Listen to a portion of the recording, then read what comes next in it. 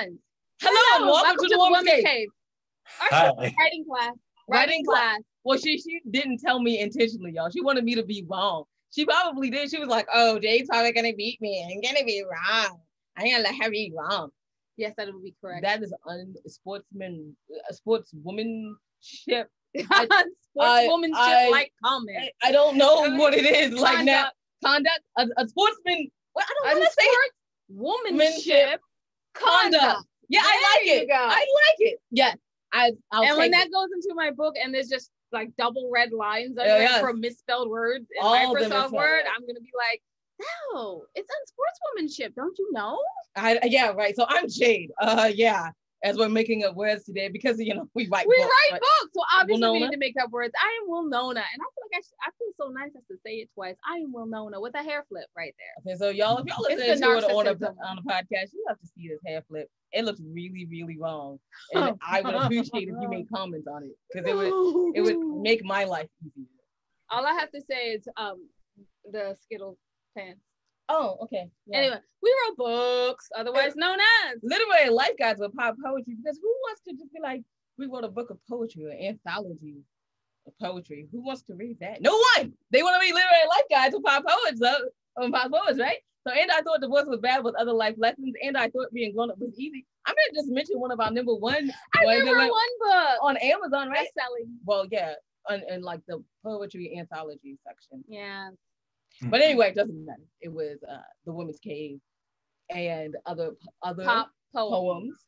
A misfit, guys. And then we have If Only I Were Me, a memoir in verse now. That's what it is. Yes, you did. And thank you. Mm-hmm. I threw you the most interesting title. Yeah. So anyway, you can find those on everywhere. Amazon.com, BarnesandNobles.com, Audible.com for the first 2 books. And those are the top 4 out of the 23. I don't know that we have in total. We just keep writing. We also have the newest literary magazine out. Yay! And that's about you can check out everything your ladies are doing on www.andwethought.com. But y'all are here to hear about us. Go on and on about our lives. That would be boring. Oh no, I'd enjoy it immensely. As a narcissist, this is the best conversation. Well, on the wrap it up. Come on. We are here to hear from our wonderful guests. Wonderful guests, would you like to introduce yourself? Yeah, hi. And I'm here to hear about you guys a little bit. So I'm certainly not complaining. But yeah, my name is Gabriel Cleveland. I'm the managing editor for Kevin Carey Press, operating out of Fort Lee, New Jersey. But I'm also a radio DJ. I play music every week on the air and read some poetry as well. And you said 1 to 3 things, but I'm gonna say 4 because they're all important. I am a video game lover, play video games my whole life, and I really think that influences a lot of my perspective on things, and I think it's important. I might talk about that a little later as well, depending on how the questions go. And I'm also a mental health advocate for just in general, just trying to decrease the stigma of mental health and really advocate for people to get more services that they need. I've worked as a rehab tech and other things like that for several years of my life. So that's like 4.5 things about me. I like it. 4.5. You kept count. That's amazing. You kept count. Since you said New Jersey though, I'm just gonna get this out of the way. Let's talk diners in New Jersey. Favorite diner, favorite food? I mean, you can't go wrong with a diner burger. The Jefferson Diner in Jefferson is one of the all-time greats. And I was fortunate to grow up 15 minutes from that. So if you've never been to the Jefferson Diner, that's still number 1 after all these years. But yeah, I mean, I find personally, I'm not as big on chicken at diners, but burgers, definitely. Yeah, we have to talk about it first and foremost because every guest who comes over from New Jersey, we're like, let's talk diners. because you have to talk diners in Jersey. And yes, if it wasn't a pandemic, I would have been at a Jersey diner. So we have the small thing of where we actually get in the car and drive up to Jersey and spend the night with friends just so we can eat at diners for like 2 days. Yeah, we like spend the night with our friends in like Pennsylvania though, and then make that like 25-minute drive to Jersey. Yeah, that checks out. I mean, that makes sense to me. Right? It does though, right? I mean, you can have a diner anywhere else and it's great. But then you go to Jersey and have a diner and you're like, you have diner food and you're like, this is why. Mm-hmm. This is why you gotta come to Jersey for it. All right, okay, now that's out of the way. Yeah, let's talk about your actual literary. No, before we talk about literary married. Okay, video games. What is your favorite like nostalgia video game? And how do you think it does affect your writing? Oh, well done to keep it on track.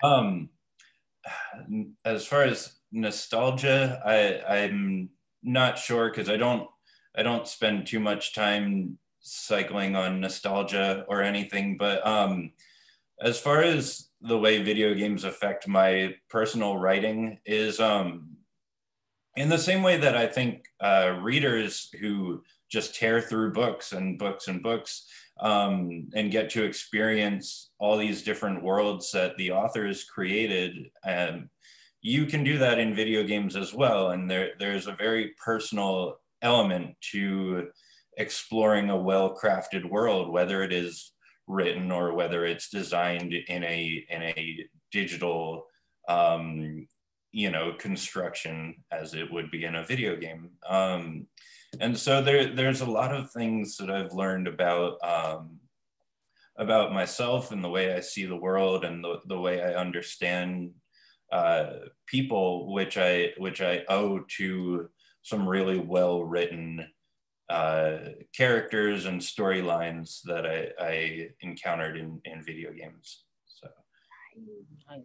I remember thinking I could be a video game writer, and then I was like, yeah, no, you only write books. I love you, and I think you could. Actually, I think you could now because now you write scripts. Like I think like your dialogue would do better.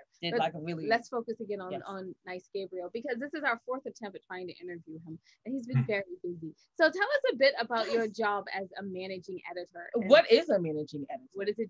Yep. Oh, you took it right out of my mouth. Well, the primary thing that I'm doing as a managing editor is coordinating the production of all of our books, which you can see some of them behind me under the banner. So once we decide which books we want to publish after the initial open submission periods that we have, there's several rounds of different edits and construction and proofs and all of that, and coordinating all of that involves making sure the full manuscript goes to the content editor and communicating back and forth between them and the author. And then once that's wrapped up, we have copy editor who does the same thing and looks for grammatical consistency and all of that. So coordinating back and forth between that. Then it goes to the designer who does the interior and the cover and trying to coordinate that and help the authors find the permissions for things that are needed, and just assembling everything. And then once that's all done, once everything is proofed, getting it to the printer, getting the printer proof, and then finally getting it out to readers like yourself and hopefully your audience members as well. So it's just saying that is a mouthful, and it's actually like a 50-step process for every book. So it's it's crazy, but I don't think a lot of people understand how long that process can take. And how long does it normally take in a normal process from like accepting the manuscript to end product? I would say comfortably the shortest time that I'm comfortable doing it is a year. I've done it in less time. I've done, When I first took over this position, I had to scramble for a couple, and it was more like 6 months, and that was a real headache for sure. But yeah, if you want our books that are coming out next fall have already gone through content editing, and they're waiting right now with the copy editor who's finishing up our spring books. So, you know, the sooner the better, honestly, because then the finished product is going to be as close to perfect as we can possibly make it. I love this. It sounds like your job is thoroughly in the weeds of publishing. You know, you are in there. You are doing the most. In the field. Like, yes. Definitely in the field. Making it happen for all. Yeah. The other part of it too is I do get to communicate with our authors, which is such a wonderful thing, being able to talk to them either via email or over the phone when needed, and just being able to be part of that community of people who are making these fantastic books that we're so proud to publish is really an awesome thing for me. Like I'm literally set aside with awe when I think about it consistently.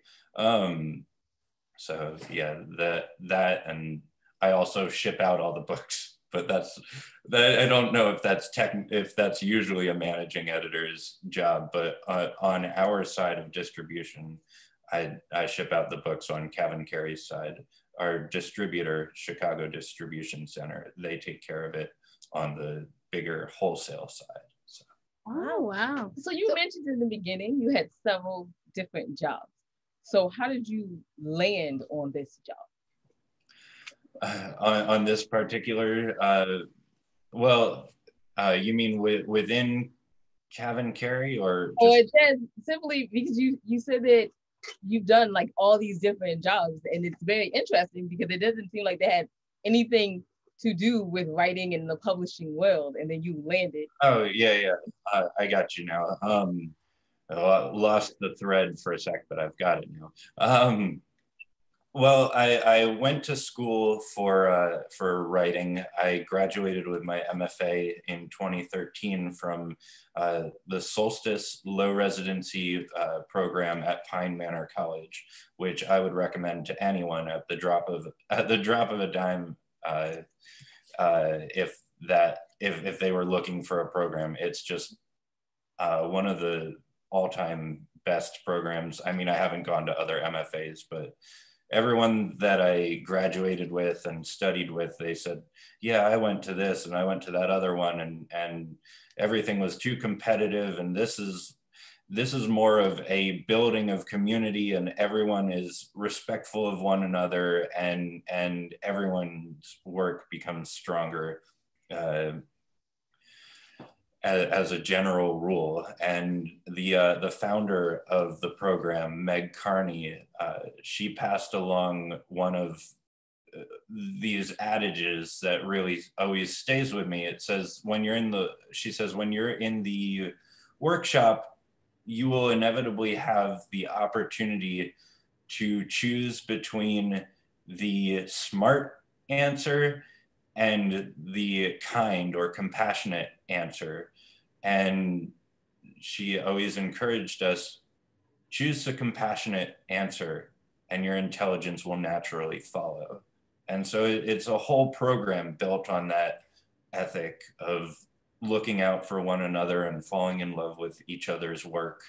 And I'm still paying off my student loan debt for it, and I have zero regrets on that, because it is worth every moment and every penny. So, so how I got into this position was going back to Meg. I had actually given up on looking for a position in the field for several years. I graduated in 2013, and I didn't get a position at Cavan Carey until 2018. And then I said, no, I can't give up on this. I have to give it I have to legitimately say I tried again right now when I was, we moved back to New Jersey and I was looking for a job. I said, I can't rule this out. I have to look. And I messaged Meg, and she happened to know the press, and at the right time they were looking for someone, and that's how I got in the door with her recommendation. So I was very, very lucky. This is a matter of timing, is a matter of connection, but I'm of the opinion that anytime you talk about things that are luck, you influence your own luck by making luck more likely to happen for you. So because of who I am, it was easier for Meg to refer me to Cavan Carey Press, because she knew that we were a good fit. And if we hadn't been, it wouldn't have mattered that they were looking for someone at that exact time. So. And that is amazing. That shows the power of making those connections and networking. Well, Lona, I know you have several questions. Yes, I have the questions that all the writers want to know. So Gabriel, get ready for the boring questions. You ready? Ready? Okay. What are you looking for? What do you look for in a query letter when someone queries you? Do you take unsolicited queries and/or manuscripts? Well, we do not take unsolicited submissions. We have an open submission period every other year, like just the month of August this year, and not again until 2022. Because we're such a small press, we're a staff of 4 to 5 people, depending on the time. And we put out 6 books a year. And you mentioned anthologies earlier. We actually made a 7th book. This is the proof of it. I'm gonna move my hand yeah. There we go. And just read out the title for the people that are actually listening to this on the podcast. Oh yeah, it's Places We Return To, and it's a celebration of 20 years of publishing fine literature by Cavan Carey Press. It's our 20th anniversary gift to all of our writers and all of our readers who love the work. You talked about how long these projects take. This was closer to 16 months of putting this anthology together, because it has a selection from all 104 books that Cavan Carey has published between 2000 and now. So Joan, the founder of Cavan Carey, and myself are both on the cover as credited as editors, because we painstakingly went through all of it and made this beautiful, beautiful book, which is coming out in 2 weeks. So just in time for Christmas, actually a week and a half at this point. I forget where I am in time. It's 2020. We all kind of forgot, like it were like, for sure. Is it August or December or May? I don't know. Well, we know it's not March. We know it's not March. Yeah. Well, that. Yeah, that's for sure. But yeah, to answer the other half of your question, because I somehow remembered it, is we, as far as query letters, we, as I mentioned, we don't do unsolicited submissions at any random time. But I can say, as far as like the cover letters and things like that people do send with their submissions, those don't affect our consideration of the manuscript at all. They're nice to look at once we say this manuscript is great, but for us, we read our submissions with identity hidden to be as equitable as possible. And the moment you read the cover letter, you know the person's name, you know their background, you know who they are, and no matter how good you are at trying to eliminate, biases and things like that, it affects people. And so we have done away with, using that as part of our consideration, you know, let the work stand for itself. And then when we say, oh, we love this, then we get a little bit of their personality through their cover letter after. What kind of works do Kevin Carey look for and publish? Yeah. What kind? Well, our longtime tagline is "Lives Brought to Life," which it goes back to what I was saying like 12 minutes ago about stepping into the world of the author. It's one of the most important things for the books that we look for, that they really open a door for the reader, and not just the reader who's fresh out of an Ivy League and has a vocabulary of 2 million words, but someone who's strolling through Barnes and Noble and is attracted to the beautiful cover and says, oh, let me check this out. They open it up and they say, oh, I get this. I understand this. It's in a language that is written to me. It's not written above me. It's not written to show how smart they are. Again, in the same way that Meg's adage about compassion leading to a more, you know, comprehensive type of intelligence. There's something to be said for writing clearly in a way that anyone can understand. And it's so much more difficult to find that, I think, sometimes. But those are the books we publish. Uncompromisingly, we try to publish work that is for everyone to read and everyone to connect to. So, you know, works of literary art, and we do our best to make every facet of the book, from the design, the interior, the cover, and everything else, to be works of art as well, to reflect the artistry of our writers.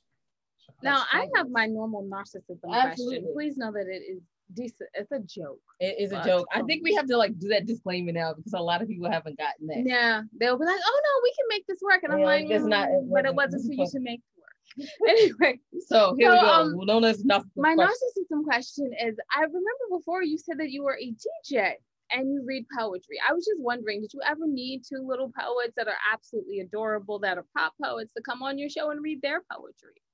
Yeah, in fact, I've been starting to email my my fellow poet friends and folks, because it's independent of Kevin Carey. It's something I do myself, and so I've tried to reach out to other people in my network and say, hey, you know, send me some poems. I'll let you know which one I might want to air on a given day, and then I ask them to record themselves reading it, or if they don't want to read it themselves, I'll read it.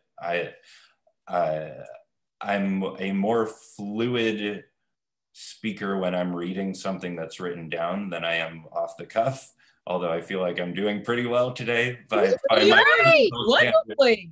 So see, that's me appealing to my own personal narcissism right there, was drawing that compliment out, but I do appreciate it. So yeah, I am absolutely interested in that, and I have my radio show is called the Andover Special, and going back to diners, I grew up in Andover, New Jersey, and the diner in Andover is obviously the Andover Diner, and on the menu there's an item called the Andover Special.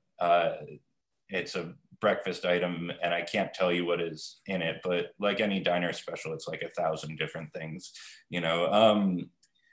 So when I initially was a radio DJ back in 2004 to 2006, I was trying to think of a name for my show, and that's where what I came up with was the Andover Special, directly inspired by the diner seats, because it all comes back full circle.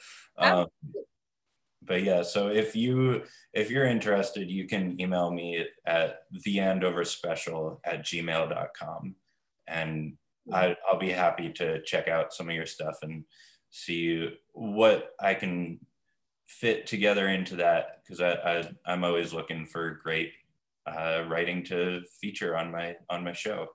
So that's amazing. And where can people actually find out more about you and your radio show and the press? Well, I was going to ask that separately. Okay, so you and your radio show, and then separately I'll ask about the press. Well, as far as my personal writing and things like that, I haven't shared as much of it recently, but most of it's been, as far as I used to do one a week on my Facebook writer page, which is facebook.com/Gabriel the Poet. So you can still find a ton of poems there, but not quite as many contemporary ones unless I get an individual poem published, then I'll repost it there. But that's a good place to start, at least. And the Andover Special radio show you can hear if you look up Homegrown Radio NJ, one of the early internet radio stations, which was founded back in 2004. And has been going strong for 16 years now. I only rejoined them back in October. So I just had my 8th episode yesterday. Well, congratulations on that. Thank you. I'm glad to be back on the air. But yeah, so those are the two places to find things for me at the moment: Facebook writer page and Homegrown Radio for the music and the poetry that is accompanying the music. Jade, your second question. Yes, my second question would be, where can people find out more about the press that you are a managing editor? Well, as you can see, if you're seeing the video here, it's Cavan Carey Press, and you just tack an org at the end of that, and you've got your home for all of these books that we've published. We also have made a concerted effort throughout the pandemic to provide more literature, more writing, more things for people to read during this prolonged period of isolation. One of the first things we did was release both of our books, which are called The Waiting Room Reader, which basically tells you everything you need to know right in the title. But these are projects that we worked on before I was part of the press, but which were sent to hospitals and doctors' waiting rooms all around the country to give people something other than Golf Digest to read, something to really keep you company while you're going through the potentially very stressful experience of waiting for a diagnosis or caring for a loved one, all of that. And so naturally, as our living rooms have become our waiting rooms, one of the first things we did was make the Waiting Room Reader free, both versions of them free for download on our website.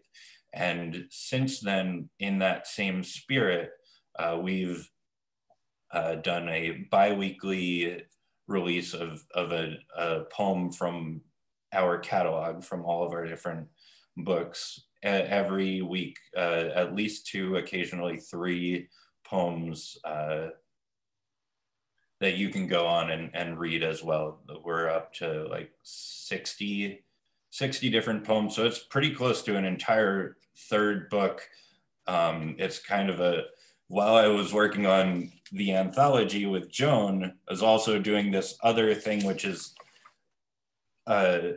very anthology-like, except with a more concerted focus on poems that will be a companion type poem rather than necessarily covering the entirety of our scope of publishing. So,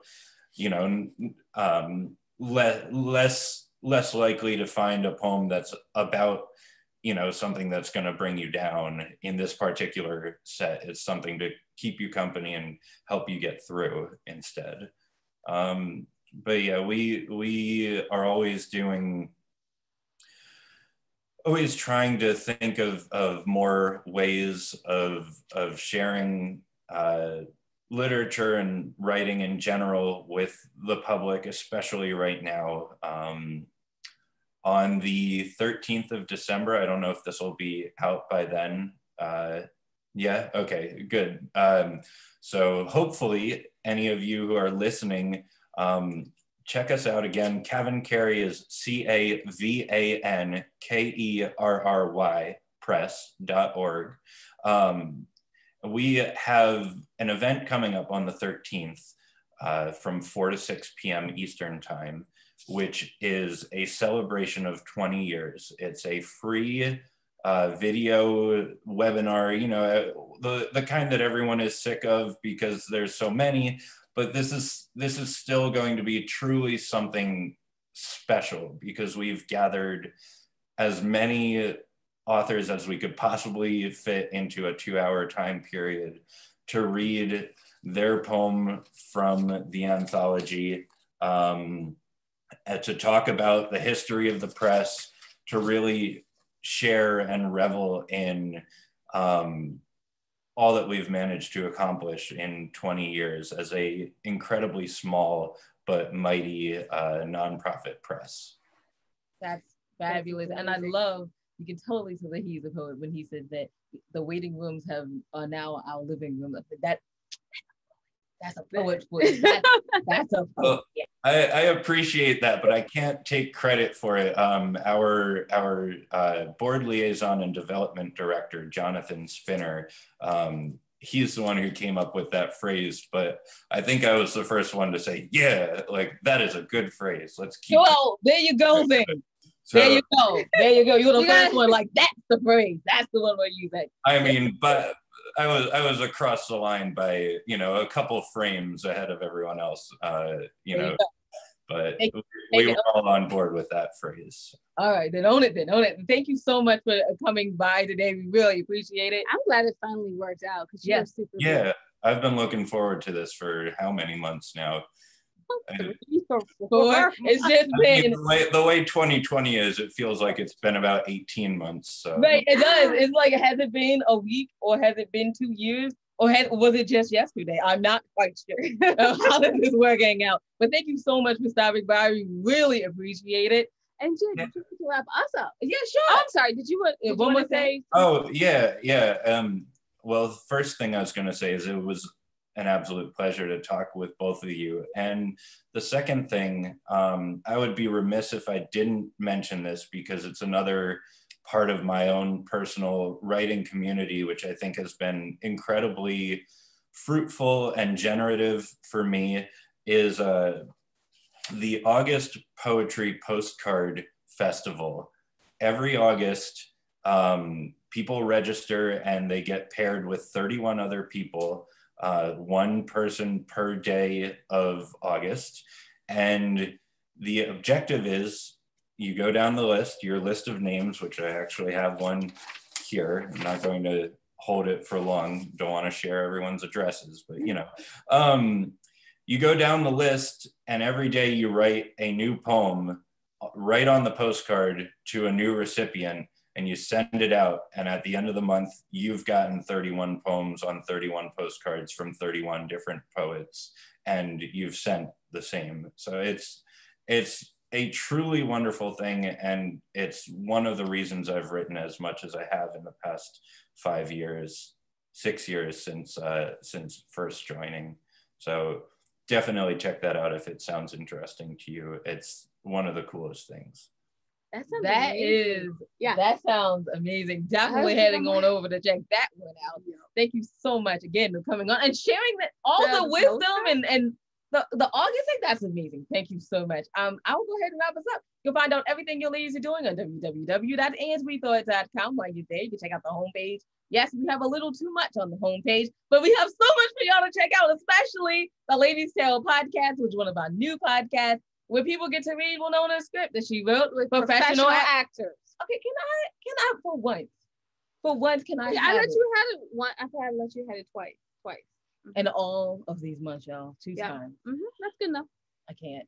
Anyway, more importantly than all of that, you go to the ladies tab, go down the middle, see the charities that we probably support. Maybe you can support them too, even if it's just with a kind word. You can add them on social media or send them an email. All right. And just remember, y'all, that wisdom is all around you if you're open to finding it and accepting it. So peace and love, you guys, from Winona and Jade. Bye bye. Oh yeah, thanks for listening.